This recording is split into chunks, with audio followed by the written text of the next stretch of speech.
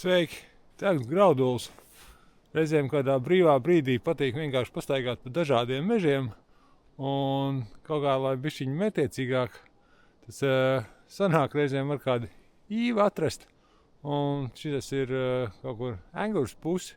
Un tā kaut kur pa mežiem arī kādas īvas izrādās slēpjās, vismaz kādreiz ir bijušas. Un ļoti patīkam arī ir atrast viņas mūsdienās, ka viņas ir visu to kaut kāds laiks pārdzīvojušas. Un te var redzēt, šitā ir parastā īve. Aug viņa te tādā, kaut kur ir kā degla nokautusi.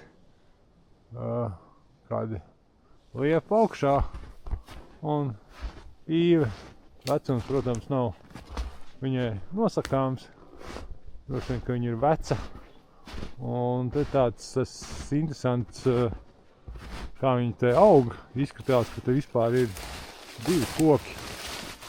Izskatās zijā, ka šitas te ir viens stumbrs, un tas ir otrs. Iespējams, kad ir divas īvas blakus.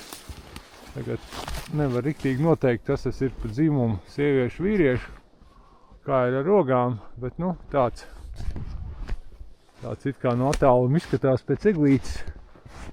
Bet tā ir īve. Paiet, viņa nav gara, viņa kaut kāda 5-metrīga var būt. Un viņai ir paveicies, ka vienā pusē ir bišķiņ tāds tā kā vaļā. Te ir uz kādiem ziemeļrietumiem ir tās atvērums. Un tā, ar to vieglo baltumu īpaši atšķirt nevar. Te blakus šitās ir egles. Viss ir apsnigušas mazās paaugas egles un īve. Ļoti tāds foršs, priecīgs atradums.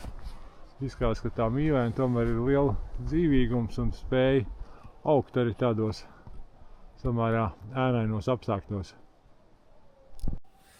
Un tā kā šī īve atrodas uz privātas zemes, ko īpašnieks arī nezina, kas ir, es vienīgi varu tam cilvēkam novēlēt, ka viņš varētu būt samērā laimīgs, jo viņam ir retākais Latvijas skujkoks. Un, ja veikt kādu saimniecisko darbību, būtībā tai īvei daudz neko nevajag, vienkārši ir vēlams viņai neuzgāst neko virsū uz galvas.